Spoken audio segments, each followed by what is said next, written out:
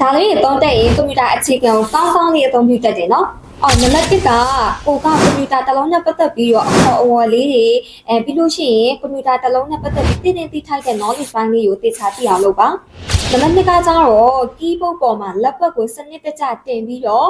ကျွန်တော်တို့အင်္ဂလိပ်စာ typing နဲ့မြန်မာစာ typing လေးကိုတော့သိချစနစ်တကျလေ့လာလေ့ကျင့်ပါနံပါတ်3ကကျတော့ office software တွေဖြစ်တဲ့ Microsoft ဆိုရင် Microsoft Word တို့ CNC ပိုင်းဆိုရင် Excel တို့ဒီ project တွေ presentation တွေလုပ်ချင်တယ်ဆိုရင် PowerPoint တို့ဒီလို office software လေးတွေကိုစနစ်တကျအသုံးပြုတတ်အောင်တခြားလေးလေ့လာပါနံပါတ်4ကကျတော့ file တွေကိုစနစ်တကျသိမ်းဆည်းတတ်အောင်စနစ်တကျ folder လေးတွေတိစောက်ပြီးတော့ဒီတစုတစည်းရဲ့သိမ်းတတ်အောင်တခြားလေးလေ့လာသင်ယူပါ